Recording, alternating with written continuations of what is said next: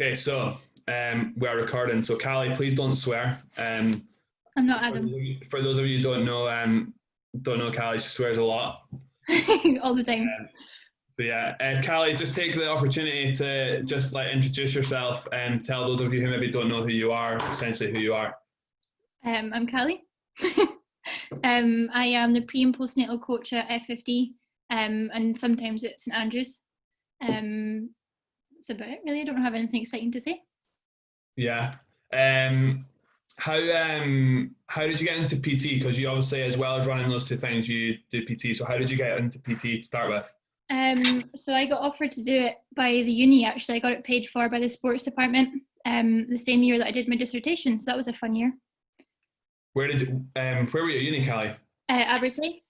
Okay, and did you study like a sports-based course there? Were you doing like sport and exercise? Yeah, I did sport and exercise science. Yeah. How was that? Enjoy it? Um, yeah, I feel like I don't really use it too much now, but I did enjoy it. It was good. I maybe wouldn't go back and do it again if I had the choice though. How much of like the knowledge that you learned at uni, like do you use now? It was kind of more sports based, to be honest. It's not so much like the fitness side of it, but there is bits and bobs that I'll use. But like I said, I did my level 2 before at college, so I probably would have Right. just stopped there, to be honest. Yeah. Okay. And then so you obviously joined FFD in what, 2018, the start of 2018? Yeah, yeah. So like 2 years Yeah. ago. Yeah. So where were you between leaving uni and joining FFD? So I was at Fit for Less, Okay. Where's that? up in the hill town, so Fit for Less Main Street. Okay. You And probably then don't know where that is, but in Dundee. no. So how long did you work there? Because how old are you, Callie? 26. Okay. If you So think did about it. you go straight from uni like into working there? So I was working in a restaurant actually, and then was working there as well part time, and Okay. then moved to Fit for Less full time. Yeah. And then to start with, you Adam and yourself actually joined FFD as members. Yeah, so I did the very first fundamentals at FFD, so the January one, and then Sarah, David, and Adam joined shortly after. Yeah. So what made you join as a member? Like what was the attraction to like CrossFit to start with? I think we just watched just the usual, watched all the documentaries on Netflix, and then we just seen the advert come up and we decided to go for it. Nice. And then talk us through like how working in FFD came. Like, what was the process like? So I think I randomly was chatting to Graham about it in a class one day, and he was like, "Oh, do you work as a PT?" And then we just started chatting about it from there. And then I think it was maybe in like March time, so I joined in the January. And then Graham had messaged asking if we all wanted to come down and speak to them about moving gyms. And I'd messaged all the guys, and I think we went down the next day to go and see about moving gyms. Yeah. Pretty quick. Easy decision. Yeah. And how was the transition over? Like how did your clients take it? And like Um, were they all on board or yeah, everyone was pretty keen, to be honest. I think they all came down and did a couple of little trial classes that we put on for them so they could see the space. And I think most of them were keen, to be honest. Some of them are still members just now, actually, that's good. which is That cool. is good. So after you joined FFD, like how long was it like from when you started in FFD before like pre postnatal started? Um, so I think I might have already been qualified before I came down to FFD. I think I got my qualification in November, Okay. like the year before. So the first, like I got qualified the year before I came to FFD, and then did my postnatal the same year. Okay. So it was something that I always wanted to do, but it just wasn't ideal in the space that I was in before because there was obviously lots of equipment and stuff. And then I remember speaking to Graham and Johnny about it, and they were really keen to get us started, and we just went for it pretty quickly, to be honest. Yeah. So what was the training like in becoming qualified to do like pre and postnatal? What did that involve? It was quite easy actually. It was an online course, so you could do it at your own pace. Obviously, there was one assessment that I had to go through to Glasgow for, which was a written assessment, and then everything else was just online. So it was like online assessments, and there was a case study that I had to do as well. Okay. But I did it pretty quickly, the assessment, so was qualified quite quick. What was the case study? So like if you had, so it was like they gave you a pregnant woman, you had to write a case study for her, so like an assessment and a training program for her. Nice. But obviously it wasn't a real person. Yeah, that's fair. So let's like take it from like a journey perspective. So at what stage of like a pregnancy do you normally start to hear from people and start to pick people up looking for advice? So most of the people that I've trained whilst they're pregnant have been clients. So usually like they'll maybe fall pregnant and they'll stay training with me. I don't think I've ever had anyone yet so far that wants to start training like halfway through their pregnancy. Okay. There's been a couple of members though that have approached me and they've said, you know, like they maybe find out quite early. So maybe they'll approach me at like 5-6 weeks that they've just found out, but they still want to do classes. So I'll usually meet them somewhere and we'll have a wee chat about what they can and can't do, so they can still do classes. But there's not really been anyone that's approached me like during their pregnancy wanting to start. It's usually like they'll come and do the postnatal classes after. So it's usually just clients that I'll deal with normally. Okay. So in terms of like when someone falls pregnant, like at what stage, like during their pregnancy, does their training change? Does it like have to change like straight away? So usually in the first trimester, there's not much that needs to change. But the one thing that you do have to be careful of in the first trimester, so that's weeks 1 to 13-ish, for those of you that don't know, you've got to be careful of Valsalva movements. That's usually when you'll take a big deep breath in and brace your core. So you've got to be careful of heavy weights for that. Trimester 2, so I've made a couple of wee notes for you all for like resistance training, cardio and stuff, just so that you know. Your resistance levels have to reduce by about 20% in the second trimester. And then trimester 3, it's 5 to 10% more than that, so it's about 70% in your third trimester that you should be lifting. So there shouldn't be like any 1 rep max attempts or anything for resistance training.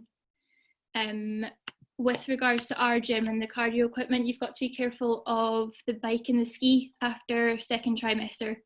So it's fine usually at the start and in the first trimester. The rower is normally okay the whole way through because you're sitting down, so it's fine.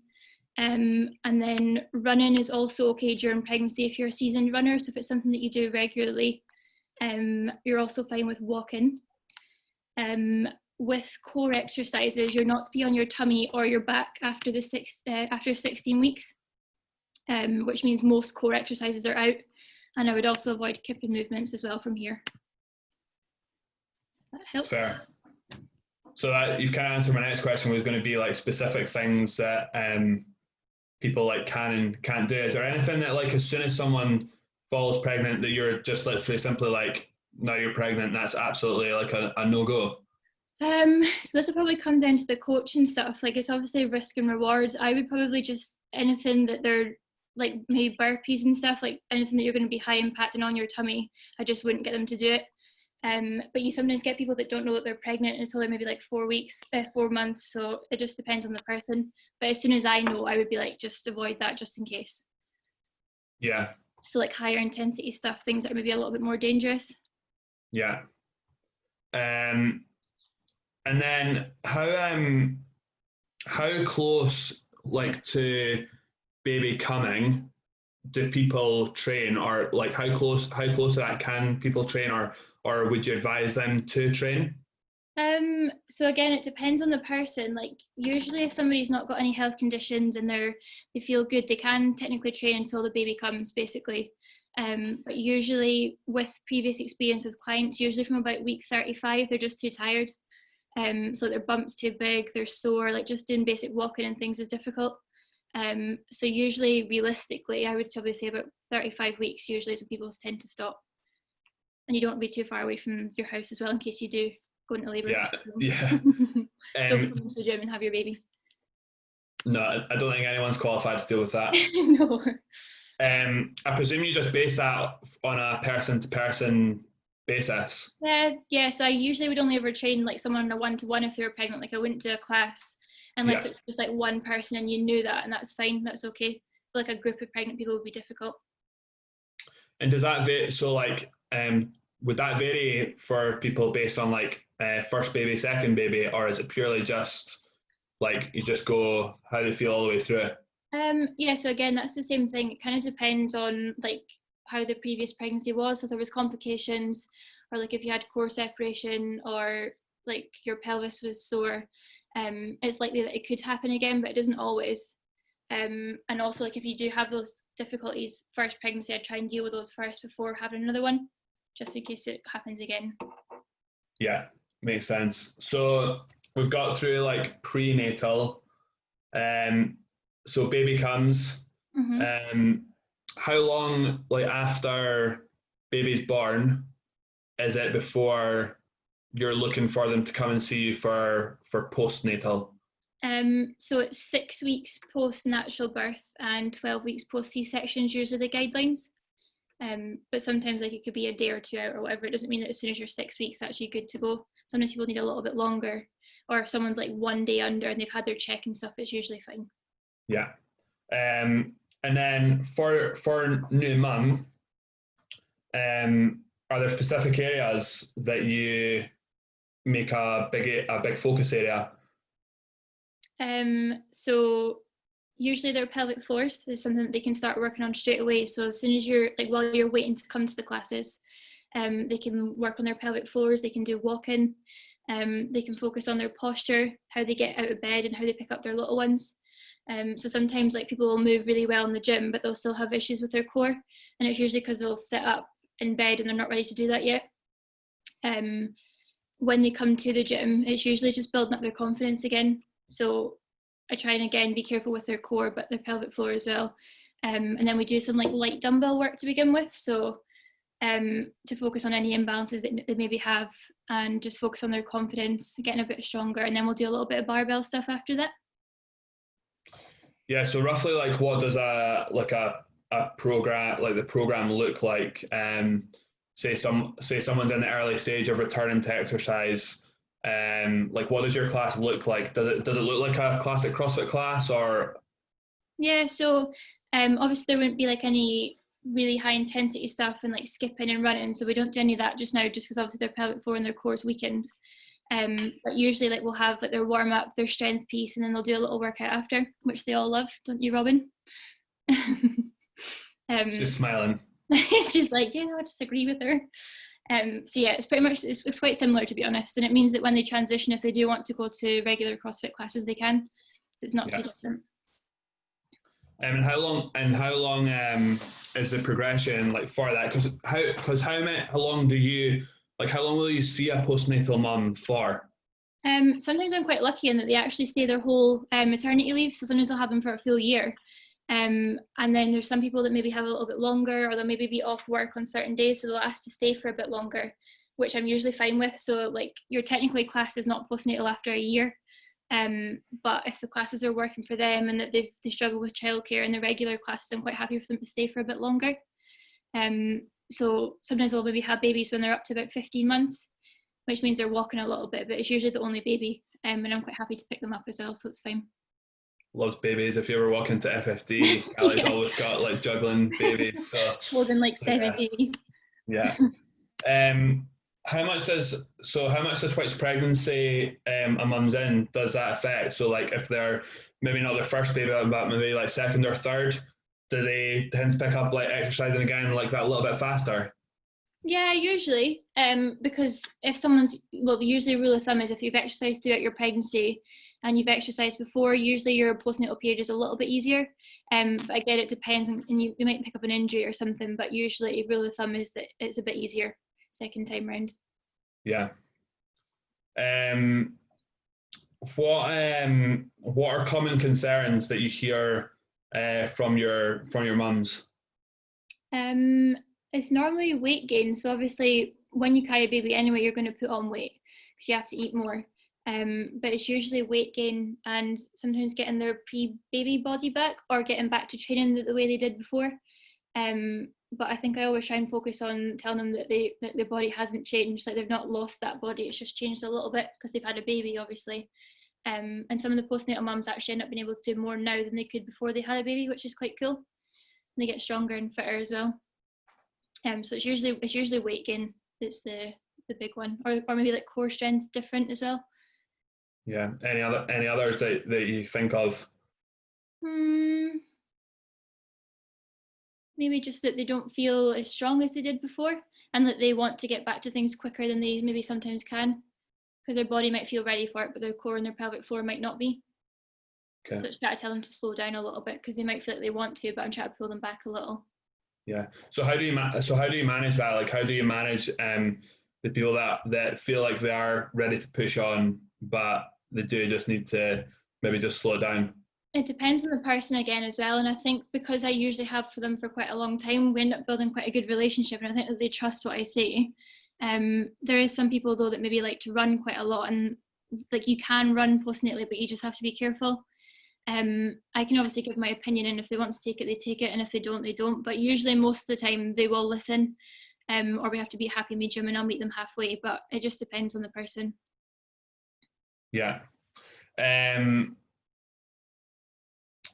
What has coaching pre and postnatal made you feel about having babies of your own? I can't wait.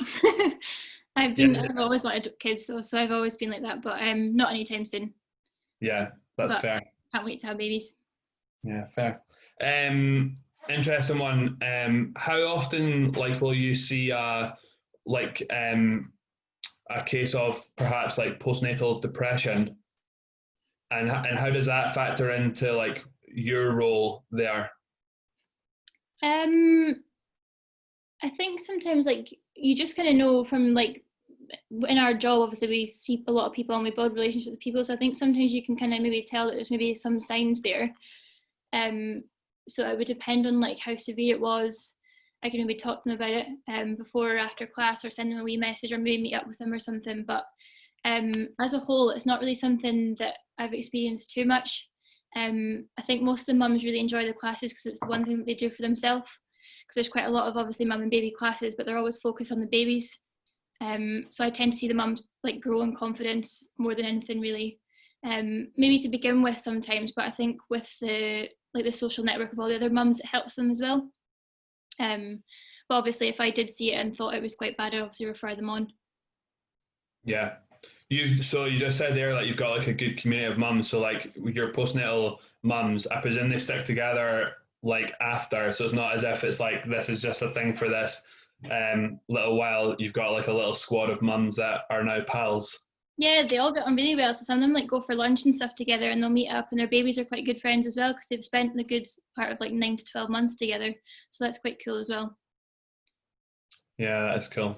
And what does the kind of future look like? How big is mums and babies going to get? I don't know. We'll just need to wait and see. So my first block of classes in Dundee, there was only 4 mums in it. And now we've got 3 blocks in Dundee, and then usually one in St Andrews as well. So they're huge now, which is cool. Yeah. But I'd put on classes all day if I had to, so it doesn't really matter to me. Yeah, no, that's good. It's good. So that's kind of all my questions, pre and postnatal. I've got a question coming in here. Jill's asking, you said you wouldn't do a sport and exercise course at uni again. If you could start again, what would you study? Oh, I don't know, actually. That's a difficult one. I don't think I'd go to uni, to be honest. I think I would just further my PT knowledge, so just do different courses and maybe do a couple more level 4s. So Sarah and David there, they do loads of level 4s and different stuff. So I'd maybe go further down that route, to be honest, to stick more with the coaching, because I enjoyed sport at school and uni and stuff, but it wasn't really something that I was interested in my course. I didn't know that obviously until I did it. So. Yeah. So just what are the level 4s? So it may be better to ask Sarah all the ones that she's done, to be honest. There's cancer rehab she's done, which is cool. I'm trying to think what other ones she's done. Come on, Sarah, bring yourself off mute. Tell us about your level 4s. She's got millions of them. Me. So the ones I've done currently, cardiac rehab, cancer rehab, and currently doing level 4 in mental health. So it covers all mental health conditions. It's a little bit different just now. We're doing it on Zoom, so I don't know. We've got the next 2 Saturdays of listening to people. So but yeah, doing that one just now. I don't know. There's ones in like lower back pain and things that you can specialise in, and obesity and diabetes is another one, which is probably the one that we're going to look at doing next, because that's such a big issue. But that's the kind of main level 4s that I know of. And then that obviously helps you do better, like be a better coach as well, which is what we obviously all do, as opposed to it being more sports, more generalised, so it's more teams. Yeah, that makes sense. So the other question that Jill had was why, I think, Jill, correct me if I'm wrong here, you're asking why you would encourage people to stay off or not ski as opposed to row. So if you think about the skiing movement, it's a big crunching movement, so it's almost like a sit-up, so you kind of pull and it presses on your tummy. So mostly it's just like uncomfortable for mums, but usually around like week 14, 15 it's still fine, but then thereafter the bump's a bit bigger, so it compresses it quite a lot. Yeah. Does that answer your question, Jill? Yeah. I like how she didn't ask about the bike actually. Why you can't go on the bike? Yeah. So why can't you bike? Is it just that the bike's quite compact? Yeah, and also like the big handles as well. So usually like in regular gyms, the small little upright bikes are okay. But in CrossFit gyms, it's the big handles that's the problem usually, and you don't want that to hit your bump. Kallie, I'm just going to say that's because you're too nice a human and you don't want your mums to suffer on assault bikes. I mean, I've made them do that quite a few times when they're postnatal. Yeah. But yeah, not when they're pregnant. That's fair. No, that's fair. Right, okay, Kallie. I've prepared my quick fire questions. I'm almost nervous, but I don't know what they are. So there's only 5, but I'd like to think that they are relevant to you, as I've tried to make them all for everyone. Okay, so I heard you asked somebody about cheese. What's that? I heard that you asked somebody about cheese. Yeah, but like, so I asked Fraser about cheese, but Fraser, when he worked at the PN, ran a cheese cart. Okay, that's fair. So it was relevant to him. Okay, oh God, okay. First one. If you had another dog, would you call it Luke or Leia? Oh, see, so we want a golden lab, but we want to call her Padme. Okay. So it's like a Vader and Padme love story. Love it. I've got a lot of time for that. For those who don't know, I'm a massive Star Wars fan, but there's clearly some Star Wars fans in the Sutherland McKay household too. Yep. Number 2. Who's the man of the house, Adam or Vader? Me. Vader. Probably Vader. Yeah. I hear or I see that Vader creates the most havoc in your household. Who creates the most havoc? Yeah, who does create the most havoc? I'm gonna bet that is Vader. Yep, definitely Vader. Yeah. If you could create any flavor of donut, what would it be and why? Oh, I don't know actually. Maybe like a billionaire shortcake or something like that, chocolate and caramelly. Nice. What was the flavor of donut you had the other day? We had milk and cookies the other day, but it was a yum nut. It was actually a yum yum / donut. Oh yeah, that's a game changer. It was very good. If you could choose a yum yum or a donut, would you choose donut? Yep. Correct answer. Well done. If it was a baby boy, what would his name be? Oh, I haven't thought that far yet. I don't know. All the names that I like, Adam's like, no, that was a little menace in my school. I didn't like that name, so I don't know. I'll need to come back with that one. Okay, well, so the next one was if it was a baby girl, what would she be called? Sarah. Why? Because she's your best pal. I'm lying. I don't know. I'll come back to your baby names. Okay. And then last one. What's the worst CrossFit workout you've ever done? I feel like Fran gives you the most fear, but I've still never done it RX before. I hate a 21:15.9. Why? It's over so fast. It gives me too much anxiety. I'm not ready to go at that pace. I can't commit to that pace. So you're saying Fran the worst workout? I think so. Probably not though. I don't actually know. I feel like the SID qualifier is still the worst one.